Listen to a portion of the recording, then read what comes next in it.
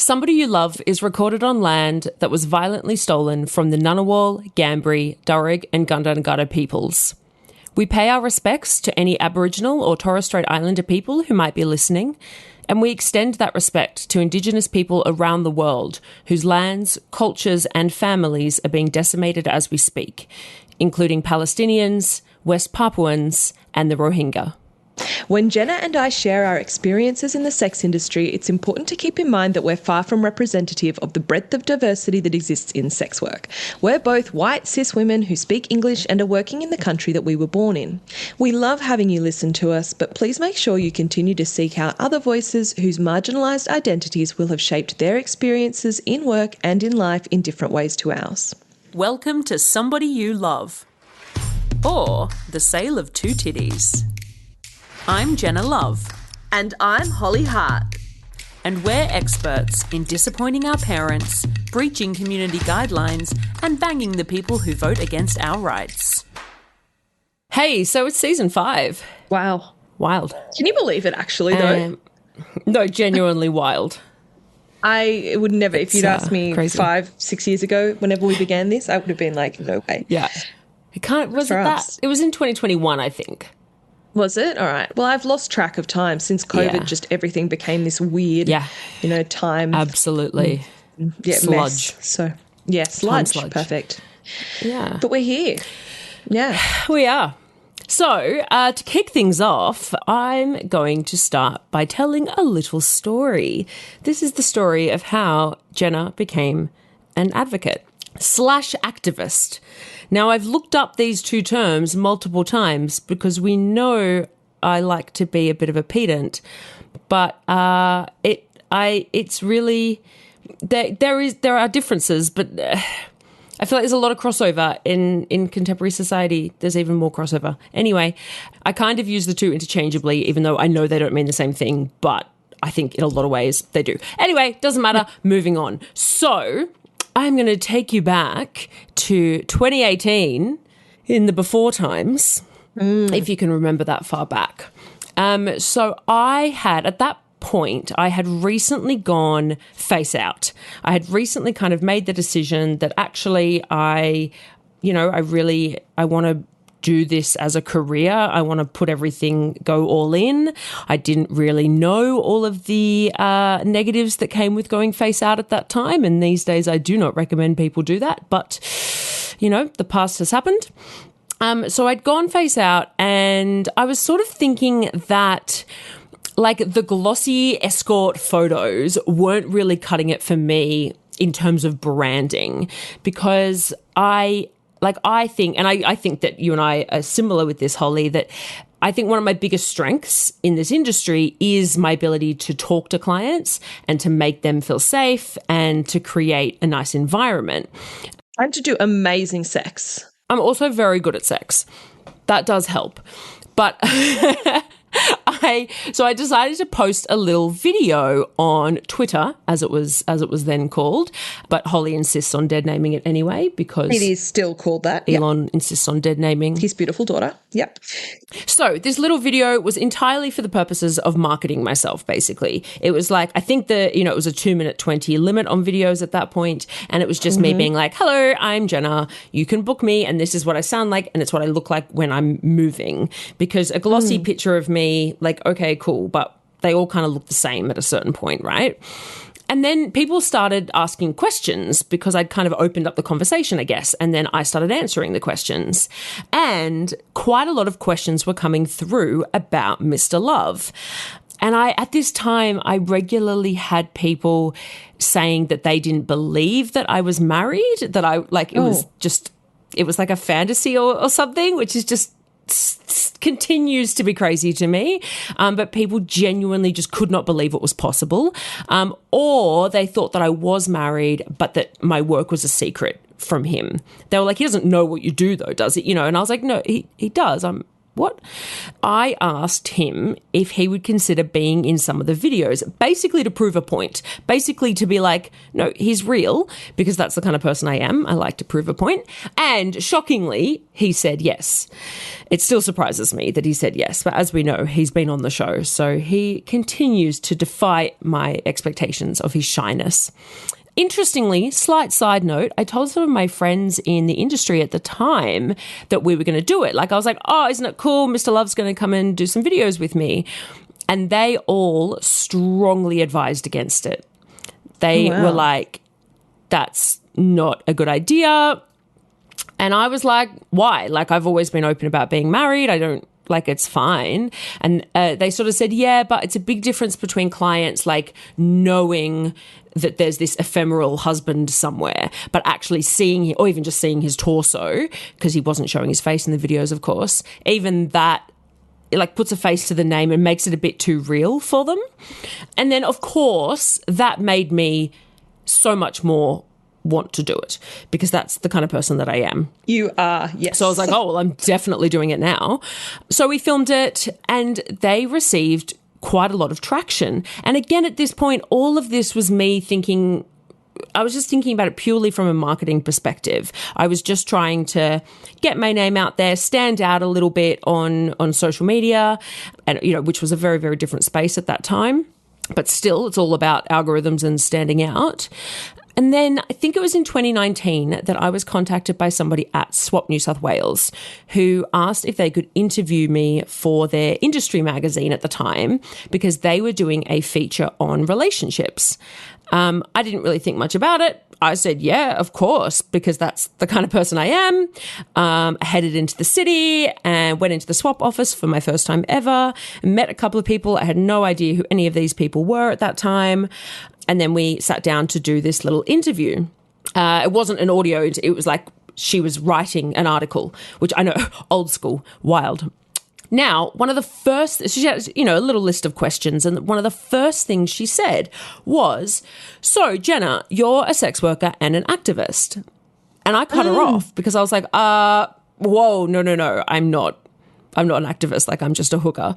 And at that time, like, I always thought, oh my God, how cool would it be to be an activist, which I know most people don't agree with. But I thought people who were getting out there and making change and doing stuff were just the coolest people ever. And I was like, there's no way I could be ever be one of those kind of people. Like, they're so cool, I'm just sucking dick, you know? And, I was like, no, don't. I'm not one of those. And what she explained to me was that, in her view at least, what I was doing with these videos with Mr. Love was normalizing the fact that sex workers are loved, and that we can have beautiful, loving, respectful, long-term relationships, which to me, you know, was an absolute no-brainer. Like, I didn't think that was advocacy that needed to be done. But of course it continues to be, apparently. And so I walked away from that little experience. I was walking down the street and I was like, oh, I'm an activist. Just feeling real good about myself because, I don't know, that's how lame I am. I've never heard this story and it's so juicy. That's so good. Oh, yeah. It's juicy. Yeah, it is. Well, yeah, it's a real insight part of my into life. This. Yeah. Yeah, well, that's what walking away, and it started getting me thinking about, right, what is activism? What's advocacy? What are all of these things, and what needs to be out there? And to be very clear, like, I hope this doesn't come across as though I think I'm the first person to do it. Like, there's been activism and advocacy on behalf of the sex industry for probably as long as the industry itself has existed. There's so many people that have walked that path well before me. But I started thinking, well, I really like that, actually. I really like the sound of that. And actually, if it's that easy, if that's all it is, which of course it's not that simple, and we'll go into that. But, you know, if it really is just speaking from my experience, I can do that. I kind of thought I needed to be this big fancy academic, but I was like, oh, no, I could do that. And so then I started thinking about very intentionally engaging in activism. And it was a few months after that I put my hand up to nominate for the Scarlet Alliance board. And that was the second huge kind of change in my life. And that's obviously been a big part of my life ever since then. But yeah, that was kind of the start of it all for me. Wow. That's so exciting. I love that story because I remember the video of you and Mr. Love, and I remember there's a few of them you made, and I really, really enjoyed them at the time. That's before we had met. And didn't know all this happened in the background. You'll have to pay our respects to that person who called you an activist and got the wheels turning. Yeah, I feel really bad that I don't know who it was. I don't. They might still be in the. I have no idea who it was. I don't remember them. Yeah. And I've got the copy of the magazine, and it doesn't have a credit on that piece. So I feel really bad that they had such a big impact on my life, and I don't know who they are. If I ever find out, I will give them due credit. Yeah, if you're listening, please let us know. Yeah, please let me know.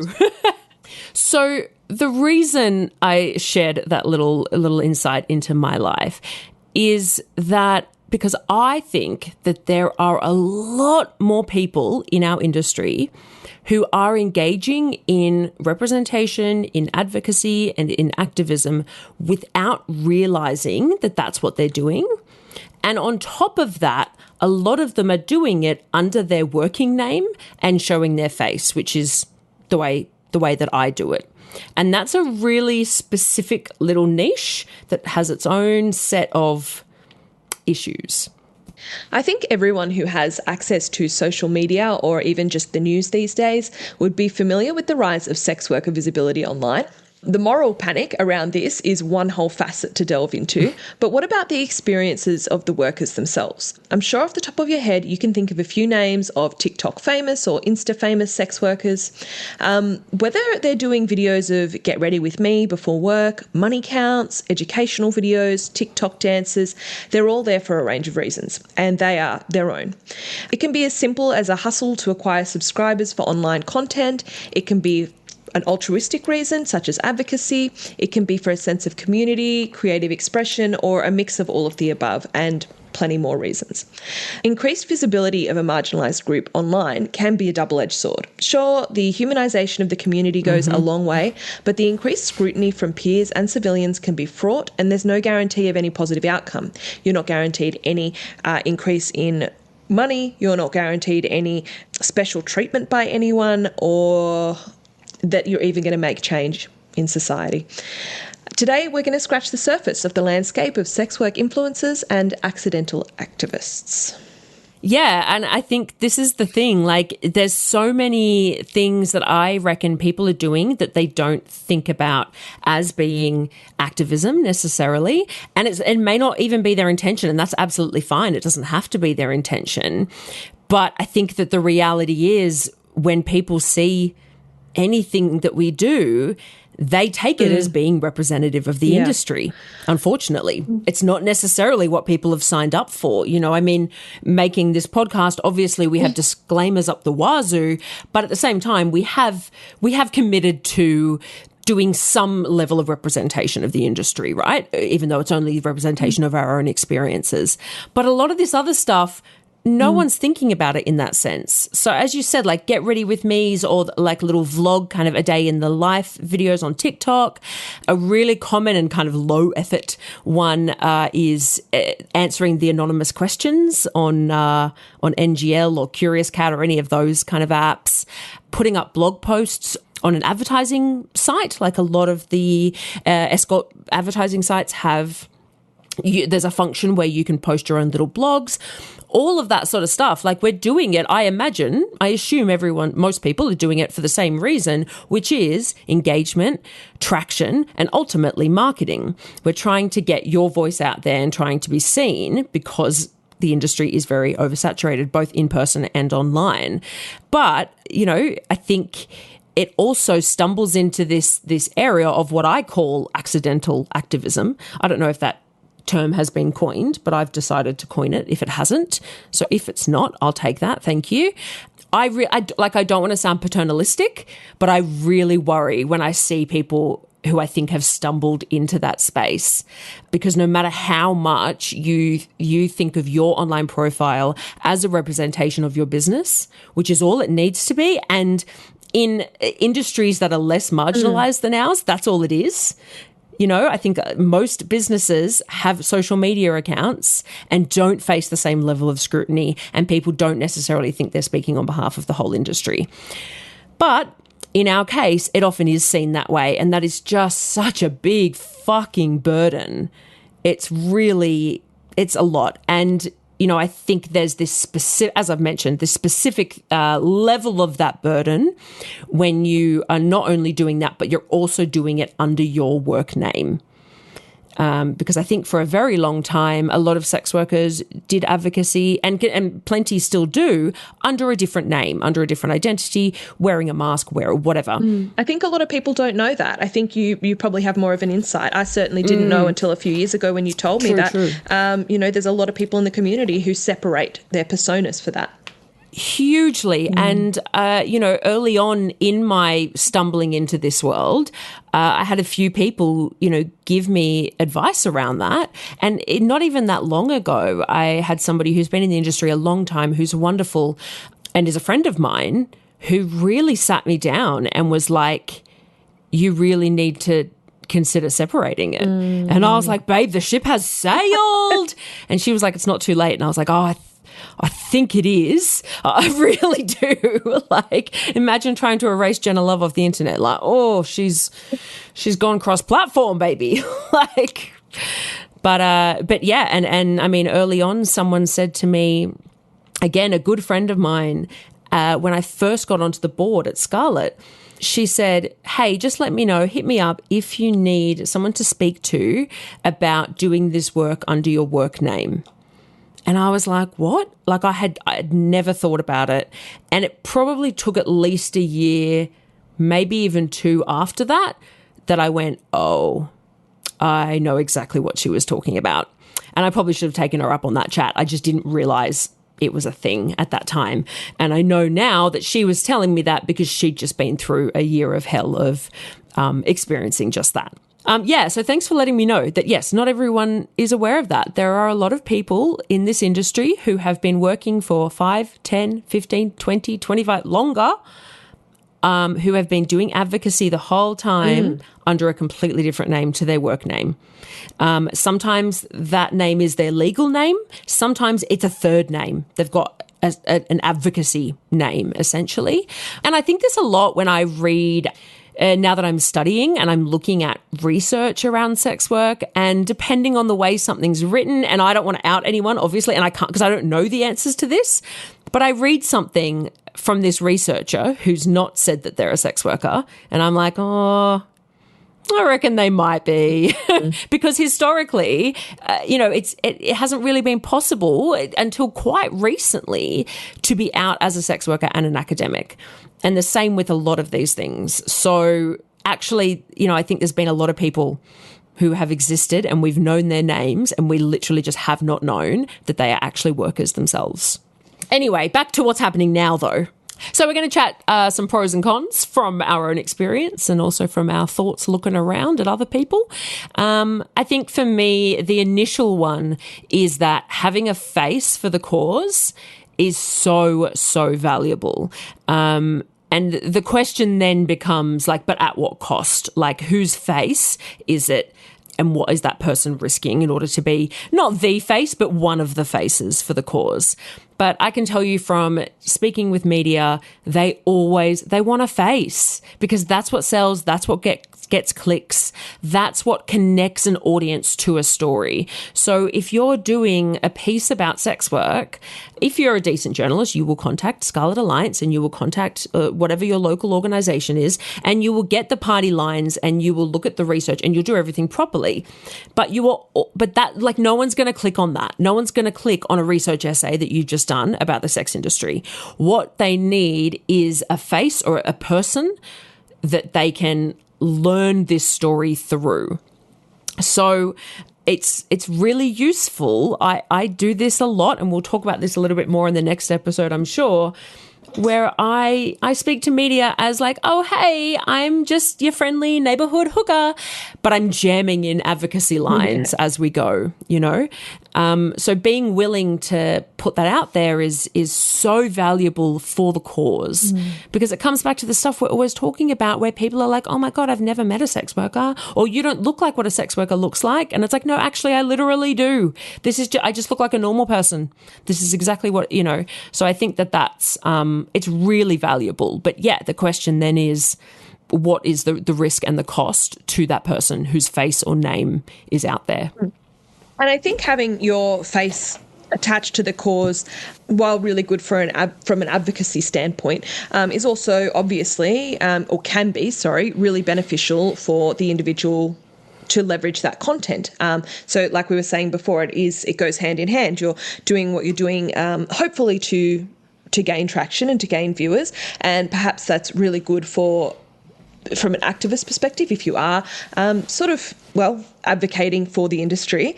But also you can gain lots and lots of views. Your face is there. People want to see you. They want to meet you. They want to spend money meeting you, and you make potentially more income. So there's pros both for the community and there's pros on a self level as well. Yeah, it's a really, again, it's another double-edged sword, because you're absolutely spot on. Like I really enjoy doing the social media advocacy I do. So what I really like about my life and the way I'm able to approach this sort of stuff is that I'm able to engage in formal and informal advocacy. And I really, really like that, because I think both are so important, and I'm really passionate about both. So I like to try and hit it from both sides. But obviously we're talking much more about the informal stuff here. So yeah, I enjoy doing the informal stuff. I love sitting on social media and having a chat about, sexual health and about sex worker rights, blah, blah, blah. But it is this interesting thing where that will expand your reach somewhat. And it certainly has for me. And it's attracted me some clients who are interested in the advocacy. And that's bloody brilliant, because that's what I love. So that works really well. But the only way to really get big reach, which is if you're looking for something like OnlyFans to be your main source of income, that's what you're needing, is big reach. The only way to do that is also to be doing trends and sexy content, to be wearing a bikini and like if you're plus size, you're not allowed to wear a bikini on the internet. So that's a whole different conversation. But, is to be wearing something kind of sexy, I guess, without showing any skin, and doing a sexy little dance. And that's where there's this really tricky part, because then you're accused of conflating, sexuality with your advocacy. Then there's all this shit around. It reminds me of the, how come Abby Chatfield can talk about politics when she sells dildos? Yeah. Like, why the fuck can't you talk about politics if you sell dildo? Like, in fact, dildos are fucking political. Yeah. Get on board. It's a puritanical take on it, on a sex industry. It is. On advocacy, which makes no sense, but... Well, exactly. That's what we do. Yeah. But it's almost like, I almost always in those videos am wearing like a high neckline. Number one, because I don't want to get deplatformed, because if I show cleavage, then apparently that's illegal. But number two, it's also because I want people to focus on what I'm saying and not just on my tits, which I know is really upsetting really for Holly yes. and Mr. Love alike. They find it very difficult to listen to me ever. But because I don't want the content I'm talking about to be kind of unnecessarily sexualized, which, as you just pointed out, is freaking stupid, because I'm talking about sex. But then at the same time, I'm not talking about sex in a sexy way. I'm talking so I don't know. It's a really tricky thing, and you're not going to... Like, there are some people out there who have done the things like the money counts, like the sexy dancing, the trends, the things that are going to get them to go viral, and then they do sit and talk videos. And so they are managing that balance so well. I know that that's something I can't do, because I know you'd think I could, but I can't do the sexy stuff. So I just do the serious stuff. I'll argue that, but... I mean, think of that video that you did where you did like... I don't think you can if you're fat, though, for one. Well, yeah, I think you'll get deplatformed for having curves, if that's what you're saying. Yeah. But yeah. I think... 100%. I think, there was a video you did where you did like fucking 48 sets of swimsuits in 2 minutes or something like that. And it was really cute and it was sexy and it was fun. And it's, you did a bunch of those little trendy things before you got onto the talking head stuff on Twitter, TikTok, and you were fantastic at it. So yeah, because I was trying for so long until I realized, oh my God, you can just sit there and talk. Fuck, I'm doing that now. But you did sexy just fine. But anyway. Life changed. I tried. But my point is, it is a slightly different kind of thing. Absolutely. And I think primarily it makes sense for people whose primary income is online content. It makes less, because that's where you need to be driving traffic. Yep. That's what you need to be doing. Whereas I find that less important for in-person workers, which is what my primary income is. So the con of that, though, as well, is that if you are getting out into a wider audience, is that you are more visible to the general public. So as a sex worker online, we've all had plenty of horrible, nasty things said to us by clients or by people who purchase content. But when you go on, in particular, an app like TikTok and the nature of the TikTok algorithm, or you somehow find yourself on Facebook or some other unhinged site that has a very different demographic, all of a sudden you are getting comments from outside of the bubble. And the comments from we think the comments inside the bubble are full on from clients and stuff. The comments outside of the bubble are next fucking level. And it just reminds you that, oh, that's right. Yes, no, I totally forgot. The world absolutely hates sex workers. Cool. Like they despise us. They literally want us to die. Okay. So it does do that, which is lovely. And I think it also increases your risk of being recognized, because again, you're not just, whereas in the past I'd get recognized by clients or potential clients, people that had been on escort advertising sites, and they would recognize me, but they would never say anything because to them there was some shame around that. Which obviously there shouldn't be, but there is. But then once you break into a slightly more mainstream kind of space and people see you as an influencer, which is not what you thought you were going to be, then you can get people just coming up to you on the street and there's no shame there anymore. And you're like, bring back shame. I'm kidding, obviously, but, a little bit. Maybe a little bit. Yeah. I think aside from the threat of people coming up to you in public, it just also feels really unsettling. And I'm far from an influencer or far from famous. I'm not Jenna Love famous. I'm just coattails Holly Hart. But even for little humble old me, I still, whenever I go in public, in my trackies with my hair unwashed and pop down to grab some pet food or something, I am conscious all the time that, and I think particularly in my case, I have this neon coloured hair at the moment, which I think also makes me more recognisable. But regardless, I'm always thinking, is there somebody there who recognises me or who knows me? And I don't mean that in an ego way, but there's just a little bit more of me that's alert and noticing that, or cognizant that I might be being watched, and not in any even a malicious way. Just that there might be people who see me and know or have seen my stuff and who are making judgments about what I'm doing, what I'm looking at, what I'm wearing, anything like that. And I think that exists probably for a lot of people who have even quite small profiles on social media. But particularly when you're a sex worker, it feels a little more nerve-wracking and a little more tense, I'd say. Absolutely. I mean, I think I've shared before that I go through periods of time where I just don't want to leave the house. I don't, because the amount of time, for some reason, it's always in the grocery store. It's always after I leave the grocery store that I get a message saying I've been seen there.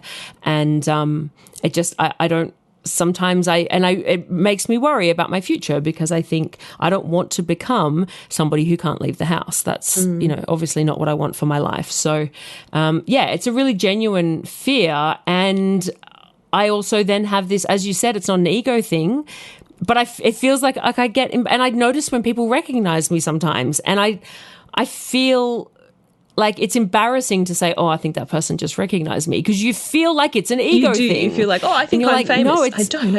I exist on the internet. Oh, yeah, everyone's staring at me. Yeah. But I've told this story a million times that when I had 7,000 followers on YouTube, I got recognized. Yeah. So there's Particularly you when- don't have to be huge to get recognized. Absolutely. And particularly when people know your locality, when they know that you live around Western Sydney or in South Canberra or whatever. People know that you might be in that area. And again, particularly I think when you have a reasonably distinctive look, in your case, lots of red hair and, in my case, you know, that sort of thing stands out. Or pink hair in my case. It does stand out. Absolutely. And I'm not here to, I'm not playing my tiny little violin. I can change my hair anytime. But just we're making the point that that is a con. You think, oh, they've got their name out there, they're raking it in, they've got and not necessarily us, but sex work influencers and things like that. You think, oh, they're making a fortune. But they may very well not be, as the first point, that we sort of said. They might be making a lot more money than anyone else in the industry. They may absolutely not. The risk there is that you're just out there. And as you said, sometimes you can't take that back. It's you might wrap up your influencing online or your online presence, and how long into the future does that stick with you? So that's a risk. Absolutely. Yep. I think one of the pros, and this is something you and I have both spoken about on this show plenty of times, is that you can get some really wonderful clients from it. This is something I discovered years ago, which is that I'll often, through the advocacy stuff, it allows me to reach people who either didn't even know the industry existed or, pretty much just didn't know the industry existed. We're like, oh, what's this whole thing? So it can often be couples, it can be women, but also men, of course. And so these are usually clients who haven't developed any bad habits. They're brand new and excited about the industry, and they're not coming in with any I guess they are coming in with misconceptions, but they're kind of coming in as a blank slate in some ways. So that can be really wonderful. And again, as we've said, I get so many clients these days who are coming to see me because they like what I have to say, which for me personally is phenomenal. Like that for me means we're going to be very compatible. And so it's going to be mutually enjoyable. Like that's a win-win, right? So yeah, that's definitely a pro. And it's an unexpected side effect, I think. I think when people talk about doing this sort of stuff for the purposes of marketing, you're just expecting that you'll be growing your potential audience, not actually honing it in towards people who are more like you and who like you.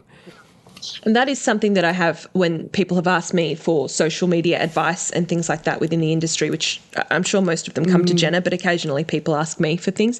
I sound really self-deprecating there. I just want to clarify. I just don't have quite You always do. Platform. I know, but I don't have quite the platform that you do, and I don't put that much effort into it. And so, I just want to credit where credit's due. You've done a lot of hard work and you've done well there.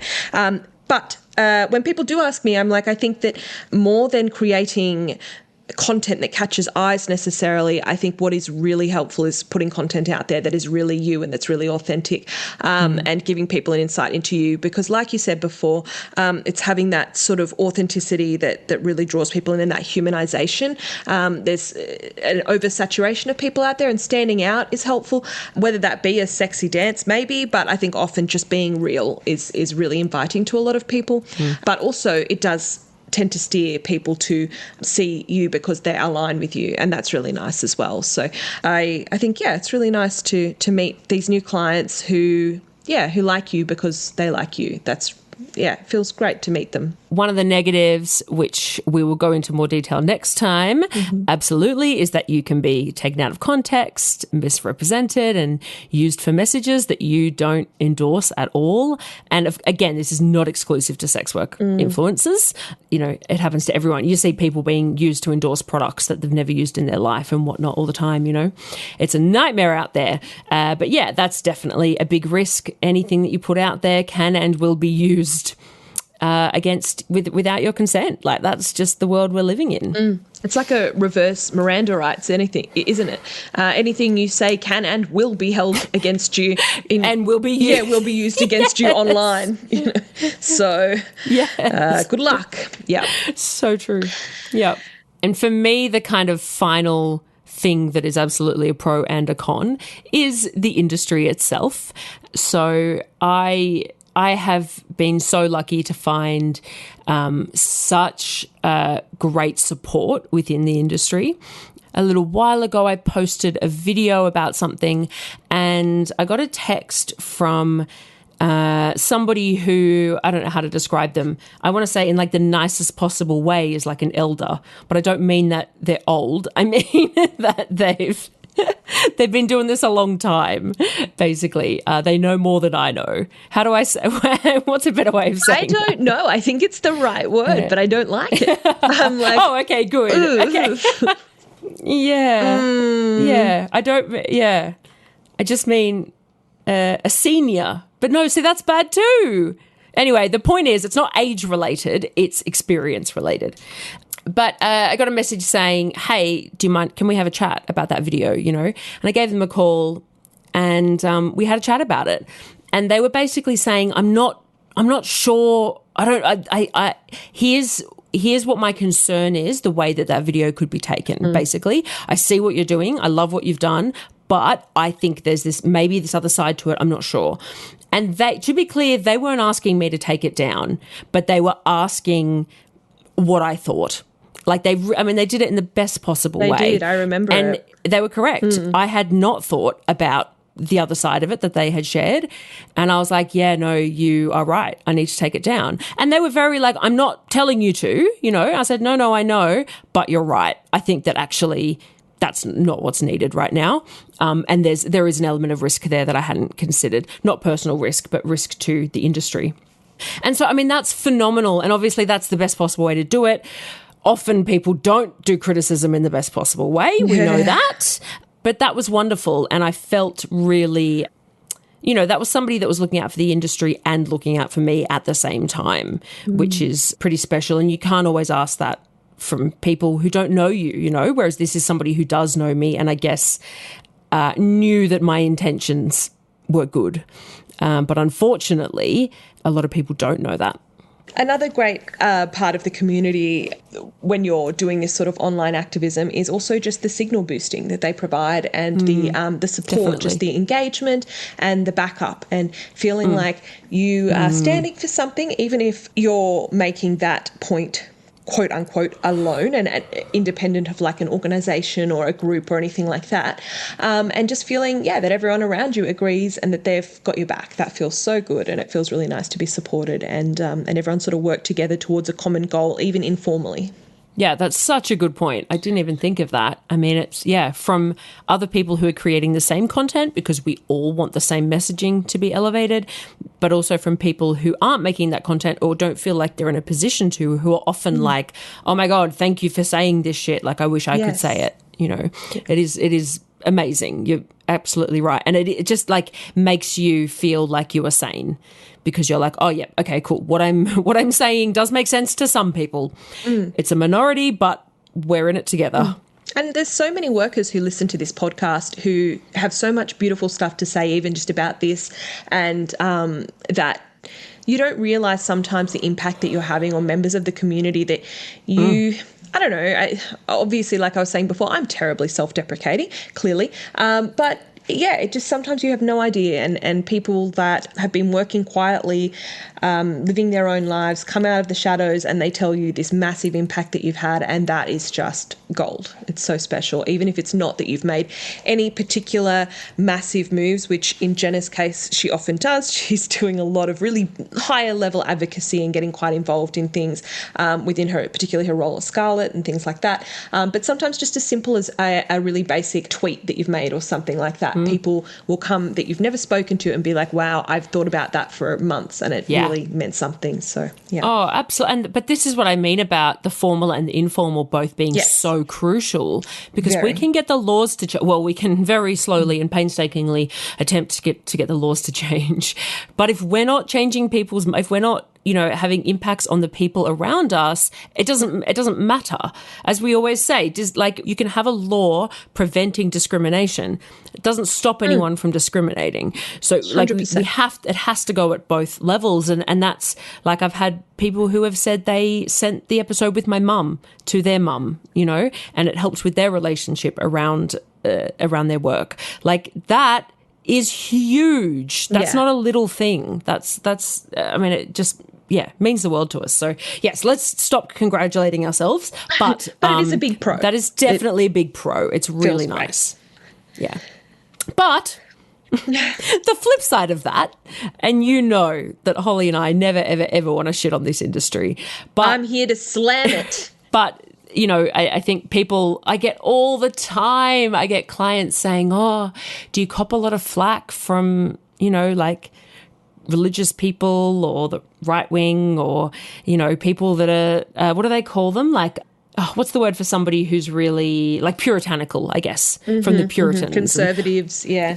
Yeah. And I'm like, oh, no, sure, but not like, they don't really pay me much attention, but it's the flack that I get, the flack that all of us get is the worst or the most impactful flack, I guess is a better way of putting it, is from within the industry.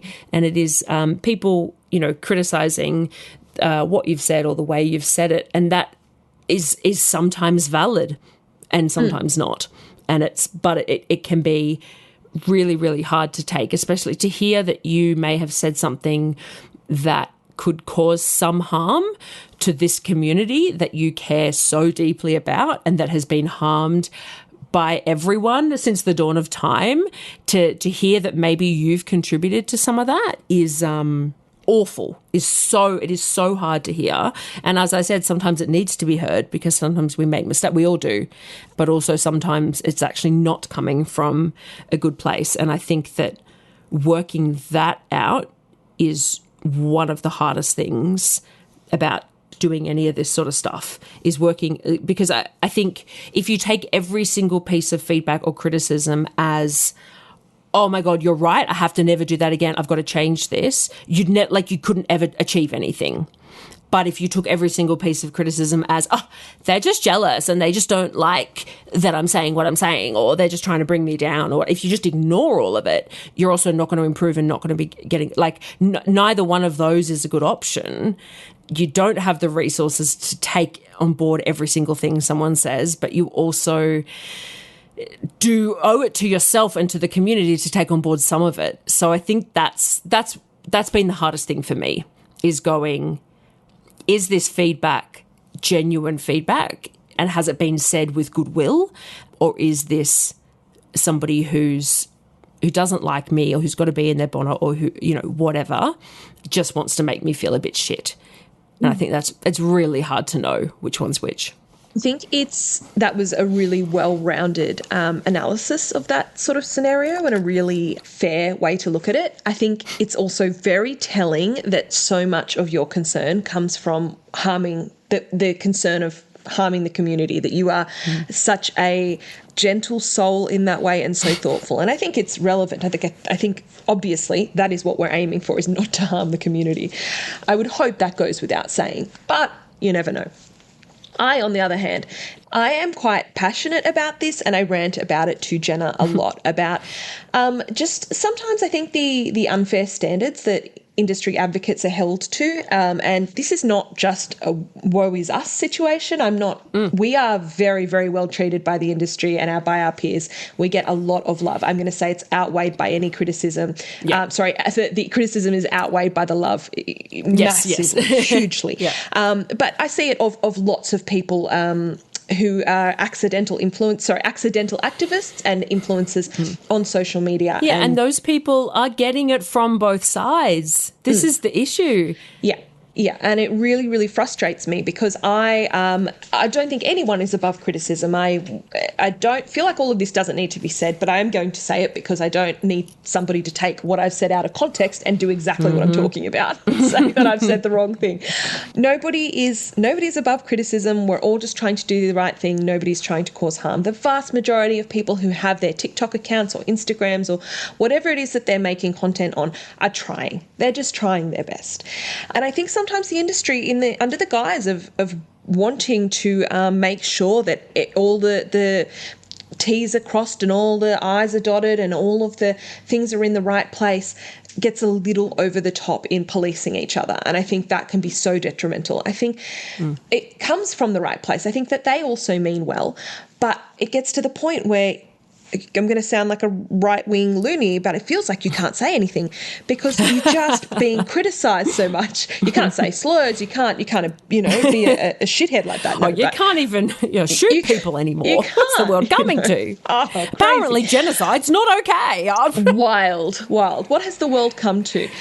So it's really disheartening to me when I see people in this industry who are just doing their best and they're constantly being attacked for, oh, well, they said this and, oh, that's going to make it hard for me to do this, or people within the industry just dragging it down. And again, a criticism is fine, but I just feel like sometimes maybe let's aim that energy towards the people who really are bringing down the sex industry or who are making sex workers' lives difficult instead of constantly policing each other. And I know that sort of comes from within, and people will say, well, we have to set the best example first. So we need to make sure that what we're putting out there is right. And I understand that, but I also think let's back up sometimes. So, it's a real passion, a real sticking point for me is just seeing how often so many people are so critical of efforts to humanise sex workers.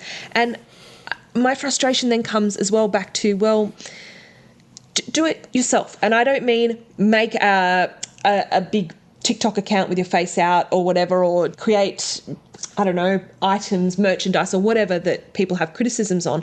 But just if you see a gap in how things are being done or you don't think it's being done correctly, you can approach that your way if you want. And you don't have to do it. I'm not saying, well, put yourself out there then. But I guess what I'm saying is if you see that there's gaps, you can try and fill them. Please, the more the merrier.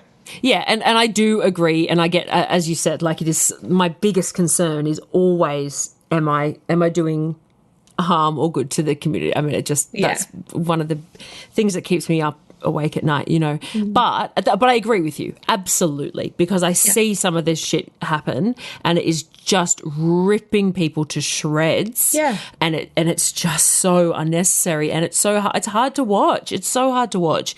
And I think because I don't sit quite in that space of the sex work influencers, as in the big ones, the ones that we can name off the top of our heads, top of our tongues, whatever the analogy is. Top of our heads. Yeah.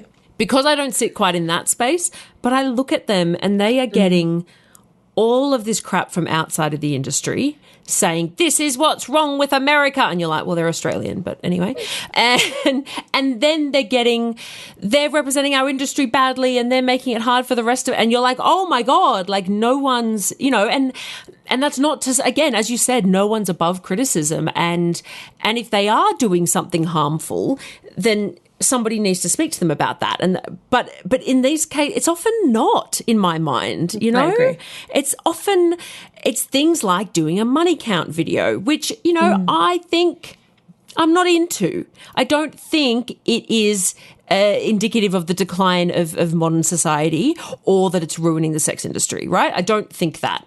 I think it's a bit tacky, TBH.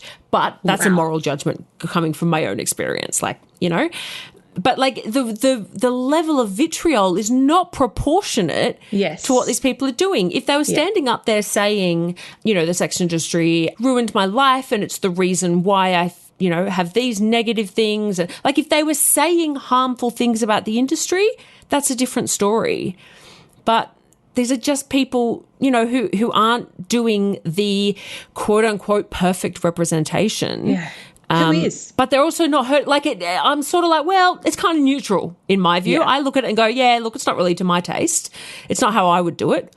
Duh, it's not how I'm doing it. But I also don't think it's leading us away from decrim or leading us, away from anti-discrimination protections or, leading us to more violence. And that's ultimately, that's the shit that matters.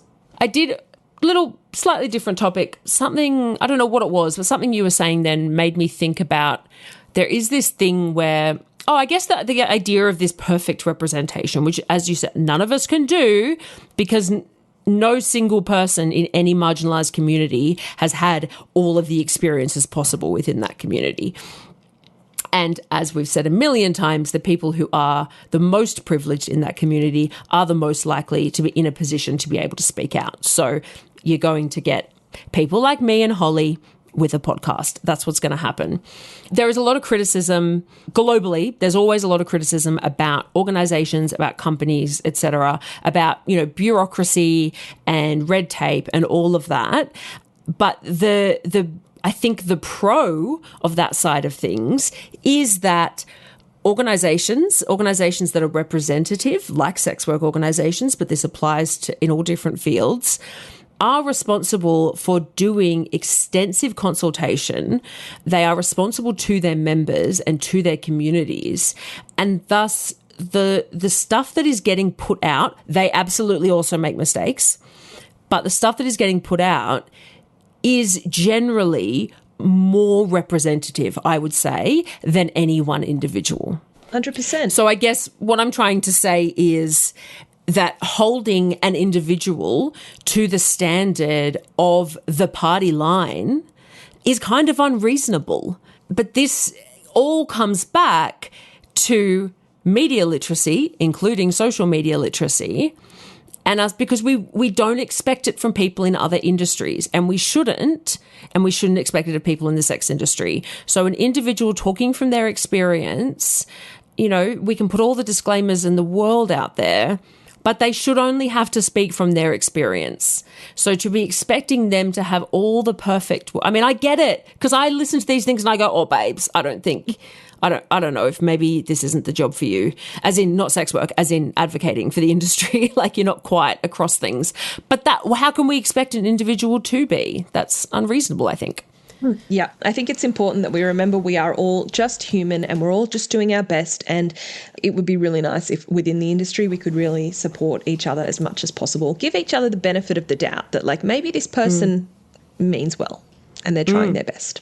Yeah, and I just can't emphasize how much this isn't me and Holly saying, be nice to us, because you are really nice to us. Yeah, we are incredibly so grateful for lucky that. and loved. Yeah, but I'm definitely talking about... See some stuff about other people that just is hard. Yeah. I'm like, God, I couldn't get up on these platforms and talk about some of the stuff these people are talking. I'm trying to be reasonably vague, but talk about some of the stuff these people talk about with my face. And as we've said, all these other cons where people, you're so well known, you've got millions of views or hundreds of thousands of views. People are... civilians are leaving hate-filled things in the comments, and then to feel like the community is like, that would be really, really hard. So yeah, definitely we are very privileged as always, and we get so much love from our listeners and from our peers, and we're very lucky. But something. Just another con that can happen sometimes with being a sex work influencer or an accidental activist that they didn't even know they were signing up for. They're just existing on the internet and having a chat, and I don't know if they need that. So yeah. Something I sometimes think about, and we can't know the answers to this because we don't know how much anyone is earning, but I often think about how much of this stuff is tied up with people's income. And I think a lot of the criticism, I could be wrong, but I think a lot of it comes from a place of jealousy or envy. And I'm not like moral grandstanding about this. I get the same feelings. I look at some of these influencers who are, ostensibly, it appears that they are doing very, very well on OnlyFans, for instance. That's often how it is. And I go, oh my God, they just look like they're earning so much money and they're showing these luxury goods and all of that stuff, right? I get it. I totally get looking at it and being like, oh, I want to be rich too.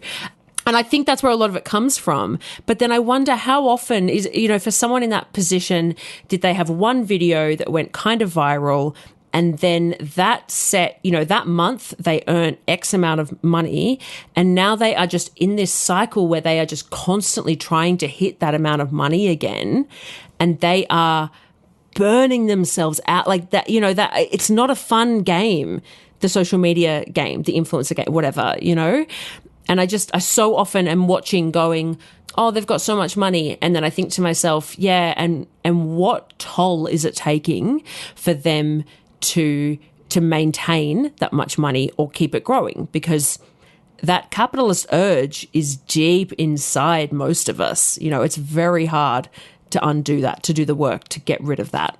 And I just imagine, how much of this shit and this hatred and all of that is actually them getting their bag, even if it's a designer bag.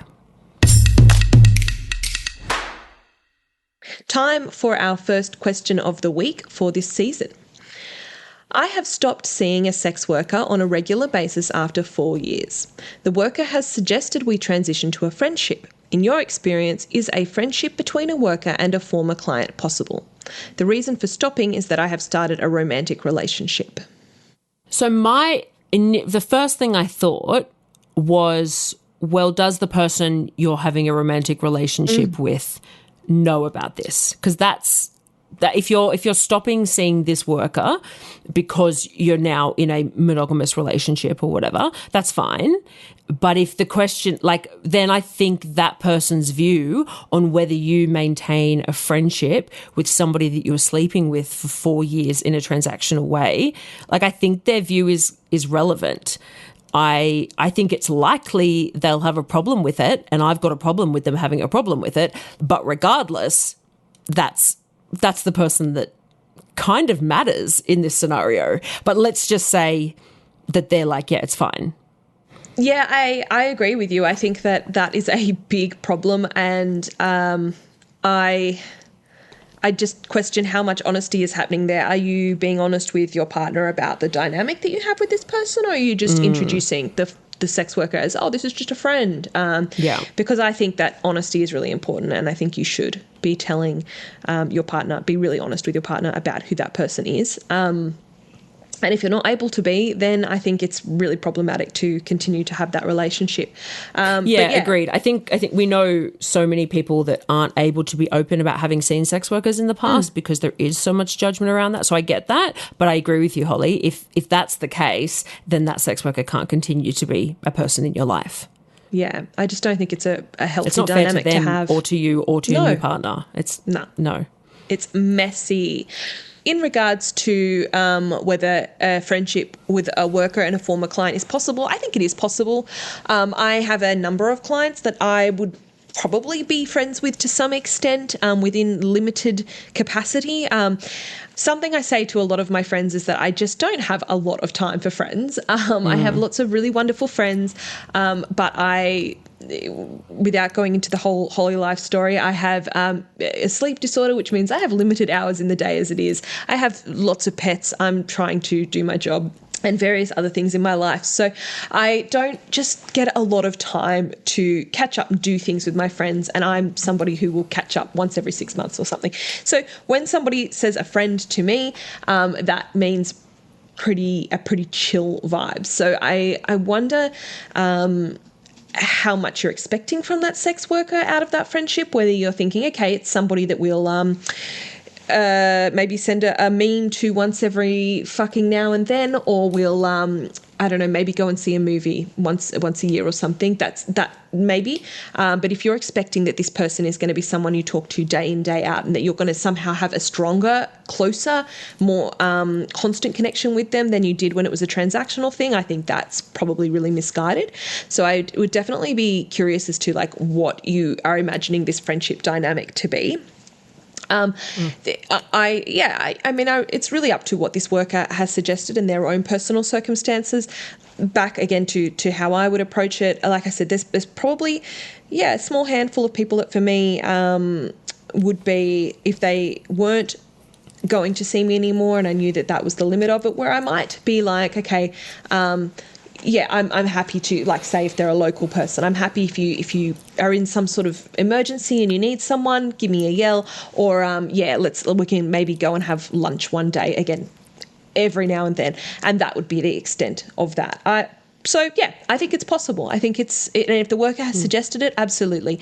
I would just be examining that, the honesty in your relationship with your partner and also your expectations from that friendship with the worker. And I think you can talk to the worker about it and just say, that'd be really nice. How do you see a friendship working that would be comfortable for you? I just want to make sure that I don't overstep boundaries or that I don't make any mistakes here, because it's, the first time I've transitioned into this situation. But yeah, that's my take on it. Yeah, I think that's great. I think definitely clarifying what that actually means, because I think friendship is one of the broadest relationship descriptors. They're all broad. It all depends on what you want to make it. I think the question about is a friendship between a worker and a former client possible? Yeah, of course it is. A friendship between anyone's possible. And I think, Holly and I are examples of people who would be open to that, whereas there are some workers for whom it absolutely would just not be an option. But in this case, the worker has suggested it, so obviously it's an option for them. But I think the question is for you, the question asker, is it possible? Well, that depends on where you're at. Do you have romantic feelings for this person? Then Good point. It's going to be a problem. It's going to be a problem for you, for the worker, and for your new partner. Do you still want to be having sex with them? Are you going to be spending time with them being like, yay, we're friends, I just really want to bone them? That's probably going to be a problem. Yeah. If, however, you see them as a friend and, if with the sex taken out, you just think, yeah, that was just like an added bonus, then sure. I think sometimes people think that, friendship... I think people can have really set ideas about what a friendship is, and everyone has a different set idea about what it is. So I agree with Holly. You're going to need to clarify what that means. But I do think there is this big thing about, well, does your partner know about the history of your relationship? I mean, because it's about it's about the honesty with you got to. There are three people in this question. Yeah. The client that I dated, so I've dated a couple of clients, and the one that was the most serious, and I know this is different to a friendship, but the one that was the most serious, one of the reasons it didn't continue is because it became apparent to me that he wasn't going to be in a position to be able to tell people how we'd met. So with me being introduced to people, I had to hide something about me that's, as you know, if you're listening to this show, I don't hide. And that's going to be a big problem for me. So if you're thinking about having this person in your life in a friendship capacity, but it's meaning they have to hide things about your friendship and about themselves, that's also not fair to them. But good luck. Yeah, good luck. I hope it all works out. I hope it really is a sincere, lovely friendship and a beautiful relationship for you. It's time for our first season 5 Shit People Say. Holly's got a story for us. Coming in hot. I don't know if this is going to translate as well to a Shit People Say, but I'm going to share it with you. Recently, I stumbled across an article in the news. In a reasonably shitty... Look, aren't they all shitty? Aren't all pieces of online journalism these days really quite concerning? I think so. Yeah. But there was a piece written ostensibly in conjunction with this sex worker, so hopefully it was with their permission. So the article was about the stress of the industry in which that sex worker trained in. So that worker had gotten qualifications in, I'm not going to say the industry, but I'm going to use a placeholder here. So I'm going to say they became a lawyer. Okay, they were talking about how stressful, and this is not, it's not totally a good comparison, but that'll give you an idea of, a high stress industry, how hard university was. The field has long hours. It can be a really brutal industry. And she details in this article how she started doing sex work to pay her way through uni, as many sex workers do. During that time, her training and work within this field was just so intense, and she was not getting enough sleep, and she was run down, and she ended up deciding that the adult industry was going to be a better career choice for her longer term. So she stepped out of law and she's gone on to make a name for herself, and she's much happier. good for her. I love those articles personally. I'm very cautious about journalists, which we will go into in the next episode, but I love an article that's to me, a feel-good story that someone found their independence and they decided what was right for them in life, whatever that may be. The comments, however, were foul. There were hundreds of comments. Like you were saying before, Jenna, about civilians stumbling across sex work stuff, it really sometimes can shock you. I know how people can be about women and about sex workers, but sometimes when you just see it, it's really, really deeply disturbing. 99% of it was misogynistic garbage. There was a lot of whorephobia. There were cruel comments about her appearance, petty jokes, arguments for why her life choice wasn't the right one. There were people with the usual comments, she took the easy way out. The feminists before her would be disappointed. It's all about the money. Now she's not living a useful life. But one comment in particular stood out to me because this person clearly took umbrage with this worker's life choice, but the argument that they were making was really out of left field. This man, I'm going to assume, which is brave of me, but I'm going to assume it's a male, wrote, "And what about male lawyers? What are they supposed to do? I don't buy this. You simply didn't think it all through before embarking on your law career. Blame that to make it look like you had no choice." And that was his comment. And that had been upvoted by strangers 21 times. Wow. So he wasn't alone in that. I mean, I think a lot of people were just upvoting because they loved the hating element. But, okay, so he's not... I'm not saying any of these arguments are valid, but all of these criticisms come from a similar sort of rhetoric. But his is, so what are the male lawyers supposed to do? So you're not upset that she's chosen this. You're upset that men she had the can't option. be hookers. Yeah. I don't... It's bizarre. Which they can. They can. Absolutely. Yeah. But not if they don't want to suck dick. I mean, it's more complicated than that, but, you know. Just a really, really wild take, I think. It's such a strange thing to read that article and go, oh, but nobody's thought about the male lawyers. What about the men? Like, what? What are you talking about? What do you mean? Bizarre. Like, rather than looking at addressing the institutional issues within the law profession or within any professions, because a lot of these high-level professions are really intense. Like, I think it's well known that there are many professions which have really intense study periods and, just brutal... and what are they called? Like stuff where you're doing like internships and like where you're unpaid labour, basically. Brutal. I mean, that's... Yeah. Yes. Brutal conditions, interpersonal issues, long hours, being on call for things in a lot of professions, stuff like that, where you are just worked to the bone and you're not even making the big bucks. And then even when you are, the HECS debt or the whatever your student debt in whatever country you're from is huge. So, it's really, really hard. And instead of addressing any of those things, we go for misogyny and whorephobia in the first instance, but this guy has gone, well, she had an option out, so fuck her. Like, But then it becomes apparent that his issue is not he's not actually worried about male lawyers. He doesn't care about because then he goes lawyers. on to say, again, assuming it's a guy, he then goes on to say, she made poor choices and she didn't think it through. And it's like, well, I mean, let's have a conversation about how people are pushed into tertiary education as though that's the best possible option, that's considered like the respectable thing to do. And all you're doing is ending up with a whole bunch of debt and stress and you're no better off 5-6 years later, that's an interesting conversation to have. But instead, it's this woman's problem. Yeah. It's her fault. She made a bad choice and like the poor men. How many people have made, how many of us have these stupid HECS debts? And I'm back at uni again. I'm currently making the stupid decisions. Yep. It all what falls are the men apart supposed very to do? quickly. What are the men supposed to do? Thanks again, women. All right. I felt pretty rusty. I don't know about you coming back into the season. I think we did rusty. all right.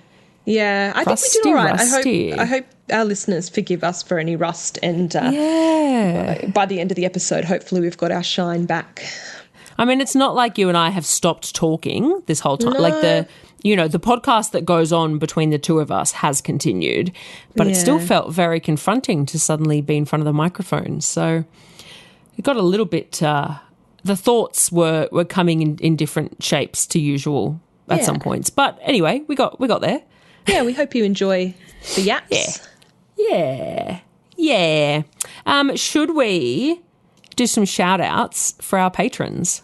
We probably should, and particularly those who continue to support the podcast when we are on hiatus. It is so fucking sweet of you guys. I support a few Patreon accounts personally, and I am terrible because I just don't look at their content. Like I've subscribed, and they're like, "Oh, here's my new episode," and I just never go and look at the stuff. So, same. But yeah, you've done the work. So if you're not even listening to this, doesn't matter. You've done the money. We love you. Yeah, that's fine. So it's like I'm terrible for that. I'm like, yeah, but I support these creators, and I feel good about that. And I do that. And I'd hope that the people who continue to support us during hiatus feel the same way, or they're just like me and sometimes go, I can't be fucked to cancel subscriptions and things like that. So whatever. It does seem like a lot of work sometimes. So either way, whatever your motivation is, we're really grateful for you, and you continue to to help us to maintain our equipment. Really, that's where any patron sort of funds go, is to subscriptions for various apps and things like that, but also to I stepped on my laptop a few months ago, and patron fees help to repair the screen so that we can sit here and talk to each other when we start the season. So things like that really helps, and you guys keep us going, and just the moral they help to support repair the equipment that we have broken. I'm a clown. So, and just the moral knowledge that you guys continue to back us is really lovely. So thank you. So we've got a new giving somebody, which is Patrick. And we have new generous somebodies, Burks and Jordan. And we have a new very generous somebody, which is Marcus. Thank you to our even more generous somebodies, the Riley McDonald, the Desiree Framboise, the Ashley Stafford, the Rhiannon Rhodes, Lachlan, Timmy, Steve, Adele, Leslie, Biggie, NK, Andrew, Wheezy, Mr. E, Simon, Nomad, Luke, Frankie, Not So Witty Comment, Josh, Alex, Damon, and Not a 9-incher. Okay. I'm sus about that name. Me too. I'm a little bit sus. And of course, our extremely generous somebodies, who are Aaron, Pete, the Sienna actual literal saint, Tim, and Mr. Sikunt. Just going to pop in here and say, if I have missed you in the patron list to say thank you, please forgive me. Please reach out and let me know. I did come back to the patron inbox, and there's stuff from 5 months ago that I hadn't responded to because I'm a rascally little rabbit. But I hopefully am nearly up to date. But yeah, do let me know if I've missed your shout out. It's not personal. Sometimes I just it's hard to keep track with that app of who's coming and going and things like that.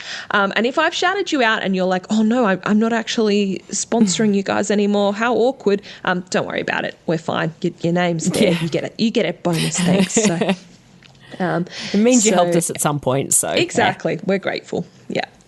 Hey, thanks so much. We'll see you next time. Mwah. Love you guys. Bye. Please look out for us on Twitter, Instagram, Facebook, and Patreon. Our name everywhere is Somebody You Pod, as in podcast. Our Patreon starts at just $3 a month, and you can get all of our episodes ad-free and a day early, plus bonus episodes, behind-the-scenes action, bloopers, and more. Thank you for taking the time to listen to the voices of sex workers. And remember, somebody you love might just be a sex worker.